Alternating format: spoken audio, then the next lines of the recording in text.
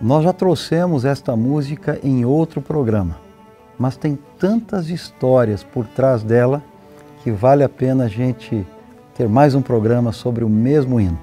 Eu sou o pastor João Vicente e começa agora o programa Histórias em Pauta.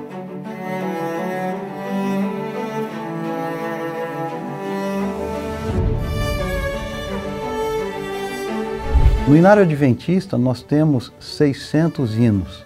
Quase 200 foram compostos por autores nacionais. E nós temos a visita de mais um autor no nosso programa Histórias em Pauta. Esta música que você vai rever hoje já foi tratada em outro programa, mas além de linda, tem muitas outras histórias que nós não contamos ainda e você vai saber agora. Eu estou com o professor Valdecir Lima mais uma vez, professor, pastor, maestro. O senhor toca piano também, trompete, são novidades que a gente vai descobrindo, né, pastor? É verdade. É um privilégio estar de volta aqui ao programa e a gente conversar um pouquinho mais sobre algumas informações que estão por trás dos bastidores, né, das composições, desse trabalho, né? Das composições. Pastor, e hoje nós vamos tratar de uma música que nós já trouxemos no programa anteriormente, mas conversando com o senhor eu percebi que tem muitos aspectos que nós podemos ainda explorar desta mesma música.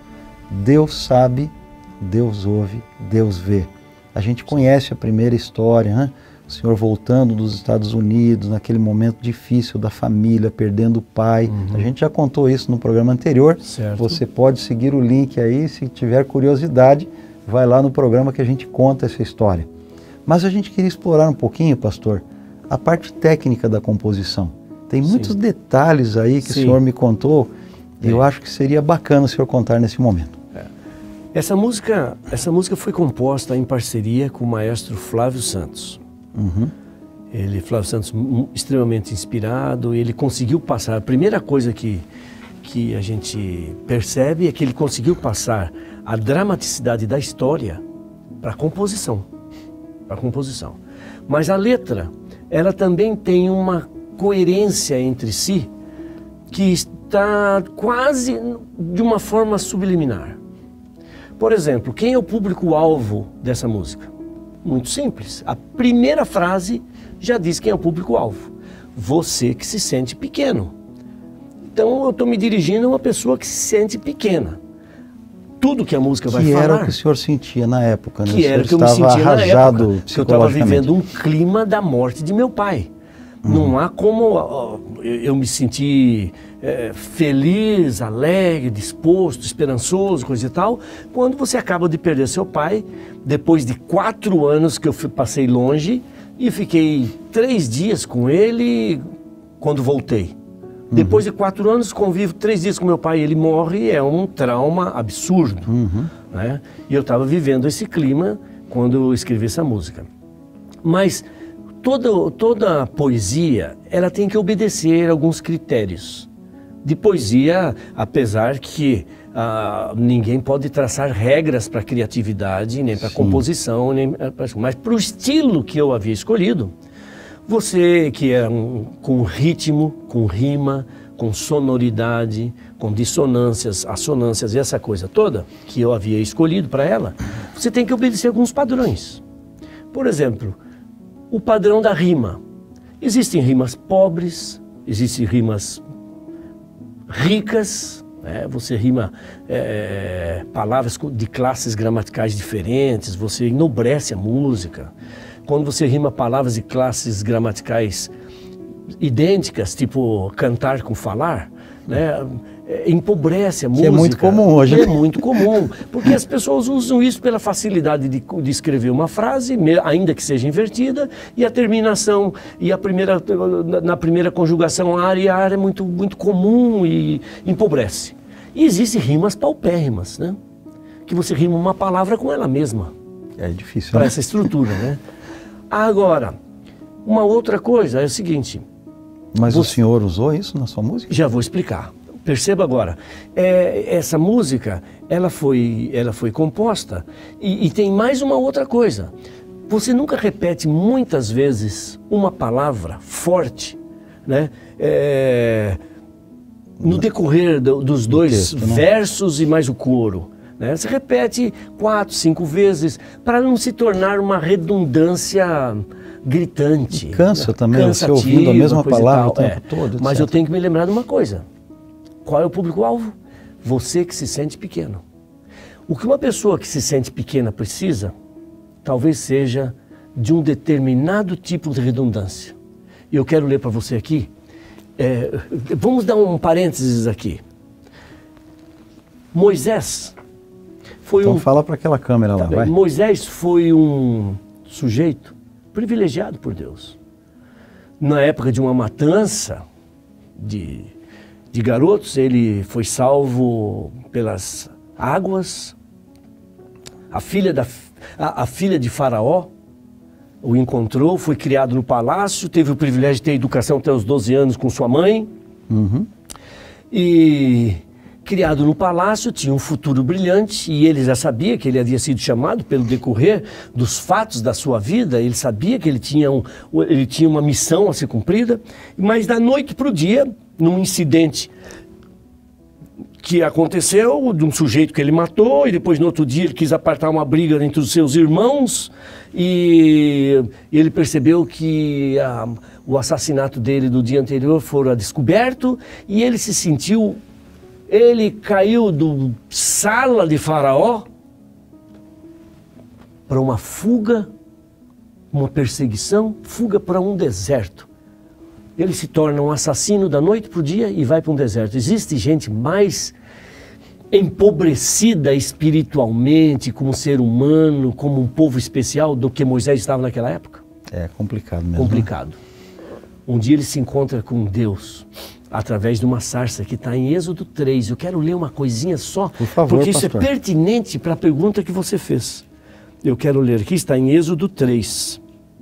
E diz aqui o seguinte, olha só que coisa interessante, né? Diz assim, olha, então o Senhor continuou falando com Moisés. Certamente vi a aflição do meu povo, ouvi o seu clamor, conheço o sofrimento do meu povo. Então, eu vi, eu ouvi e eu conheço, ou seja, eu sei. Deus vê, Deus ouve e Deus sabe. Deus sabe. Três palavras importantíssimas. Para quem ele falou isso? Em relação ao povo, pequeno, né? Para quem se sente pequeno, para quem se sente necessitado. E, mais para frente, ele diz o seguinte, olha que coisa interessante. Vá, reúna os anciãos de Israel e diga-lhes, o Senhor, o Deus dos seus pais, o Deus de Abraão, o Deus de Isaac, o Deus de Jacó, me apareceu dizendo... Tem uma repetição aí, né? Tem uma repetição. Deus, aqui podia ser simplesmente assim, o Senhor, o Deus dos seus pais, de Abraão, de Isaac e de Jacó me apareceu. Não, mas ele disse, o Deus dos seus pais, o Deus de Abraão, o Deus de Isaac. É uma repetição. Por quê?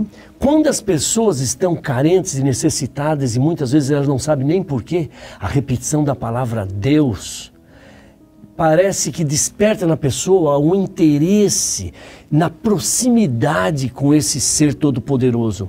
Essa música, Deus sabe, Deus ouve, Deus vê, que diz que na primeira frase que Deus é quem vai resolver o problema da sua pequenez.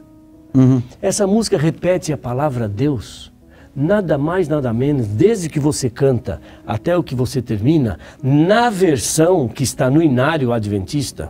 Né? Algumas gravações é um pouco diferente, que a pessoa resolveu mexer um pouquinho na letra para se tornar, para alguns objetivos que ela tinha.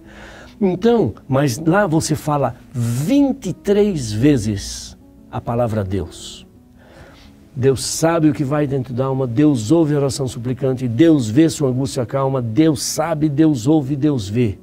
E como se isso não bastasse, você que se sente pequeno, o maestro Flávio Santos, ele foi extremamente coerente, ele foi inspirado de uma grandeza absurda. Parece que tem uma mensagem, não vamos dizer subliminar ali, mas... Não, mas coerente. Coerente, né? Você que se sente pequeno, ele começa num tom menor e começa... Você que se sente pequeno, sublime, se preocupado com o seu problema, Você canta a música toda, repetindo tantas vezes a palavra Deus, e no final ele diz o quê? Deus faz de você um gigante. Sobe e vai embora, né? Quer dizer, ele cria um intervalo que parece coerente com a palavra gigante. E essas coisas você nem percebe quando você está cantando, mas você sente. Você inconscientemente, você nota a presença delas reforçando Deus na sua vida, a necessidade de Deus. E essa repetição vai fazer o quê? Vai acalmar você. Não é uma redundância sem objetivo, né? Subir para cima, descer para baixo, seja, um pleonasmo. Você rimou Deus com Deus e deu certo, né? Exatamente. E deu certo. Eu cheguei a ponto música de rimar Deus com Deus. Mas é o que a pessoa estava precisando quando ela se sentia pequena. Então isso faz parte dessa estrutura, que está por trás da poesia, nem é mesmo quebrando alguns paradigmas, quebrando algumas regras, mas que no fim as pessoas dizem, eu me sinto tão abençoado, me sinto tão bem depois de cantar essa música. E não sabia por quê. É porque Deus está tocando o coração dela. Assim como você ter pensamentos negativos não faz bem para você, ter Deus como seu pensamento principal, ainda que você esteja repetindo, vai reforçar a sua vontade de fazer a vontade dele, de andar com ele, de receber as bênçãos. Por isso a importância de nós cantarmos hinos que trazem teologia, hinos que trazem conhecimento. Pastor, eu fico imaginando a mente de pessoas, de jovens, que ouvem essas músicas que não tem nada a ver, eu não estou nem falando músicas religiosas, músicas aí do mundo. Nós pensamos que não tem nada, não tem nada a ver, mas quem compôs estava pensando em muitos detalhes que farão as pessoas sentir sentimentos que não são os melhores, né? Como você se preocupou, como o maestro Flávio se preocupou em que a pessoa que cantasse, sem perceber, tivesse um sentimento da presença de Deus. Mas eu digo também, então é um problema sério, tanto né? na composição também, isso aí ela é uma coisa espontânea. Sim. Eu não planejei fazer isso assim, vou fazer assim para ter esse resultado. Mas aí eu fiquei pensando, ninguém que vai fazer uma coisa para a igreja, para oferecer para o povo de Deus, vai fazer uma coisa sem que receba uma inspiração de Deus. Então, eu acredito que Deus trabalhou e Deus me usou como um canal para chegar a essas pessoas. E as histórias são tantas. Uma outra hora a gente precisa vir para conversar sobre os resultados, o pós. O senhor me contou e vai ficar para um outro programa. Exato. Porque agora nós vamos ouvir a música Deus Sabe, Deus Ouve, Deus Vê. Eu estou aqui com o autor, nós vamos assistir juntos e você conta quantas vezes aparece a palavra Deus na versão do Inário Adventista, que é a versão que nós estamos trazendo para você. Que Deus te abençoe, você que vai interpretar esta música agora.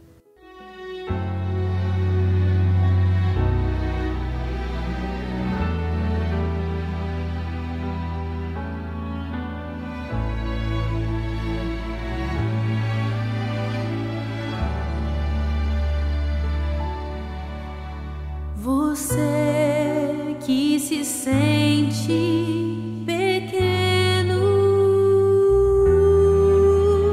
dirija seus olhos a Deus. Não deixe que sombras o envolvam. Entregue sua vida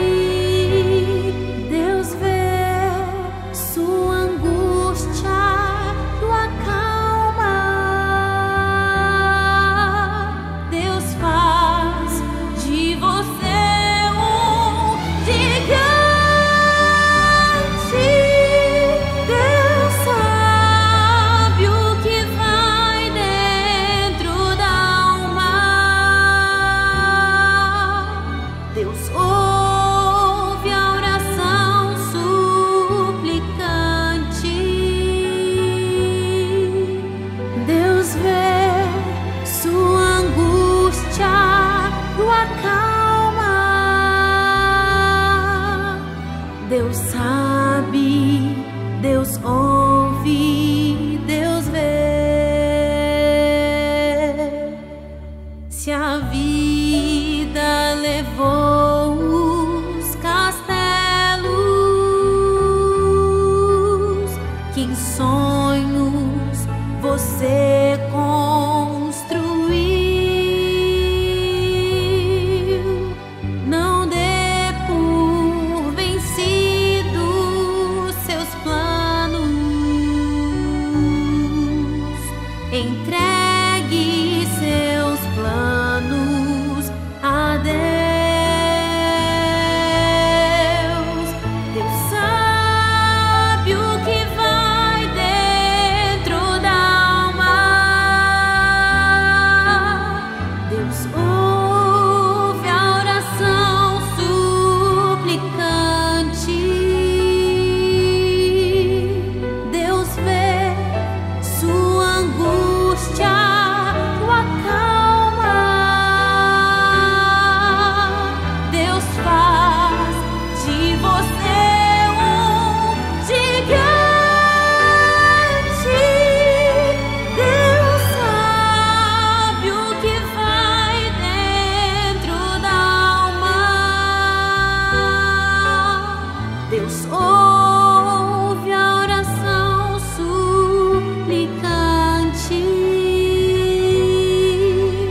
Deus vê sua angústia, o acalma.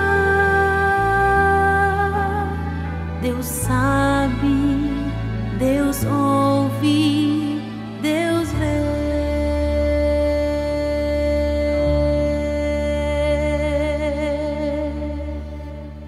Muito obrigado. Mais uma vez nós sentimos a presença de Deus na letra, na melodia dessa música e também da interpretação. Nós que somos pequenos, nós podemos nos sentir grandes, gigantes, quando estamos próximos de Deus, porque Ele sabe, Ele ouve, Ele vê. Pastor, muito obrigado mais uma vez. Eu que agradeço. Olha, as histórias são muito lindas, né? Com muitos Amém. detalhes que nós jamais conseguiríamos sem a sua presença. Amém. Muitíssimo obrigado. E vai ser uma alegria recebê-lo aqui em outros programas. Que Muito Deus obrigado. abençoe, viu? Muito E continua fazendo músicas como o senhor tem feito até hoje. Mais uma vez, me sinto muito feliz de estar com vocês. Obrigado. Ok. Olha, você pode compartilhar este programa com os seus amigos, se inscreva no nosso canal, ative as notificações, porque sempre que nós tivermos um conteúdo novo, você vai ficar sabendo. Esse foi o programa Histórias em Pauta de hoje.